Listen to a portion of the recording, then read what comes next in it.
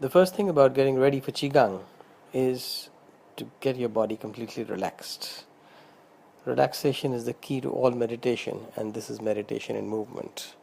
As you can see, I'm moving my torso around, before which I just shook my feet and my legs, and my hands, wrists, all of which loosens up the joints, the shoulder joints, the neck joints, a lot of joints in the neck.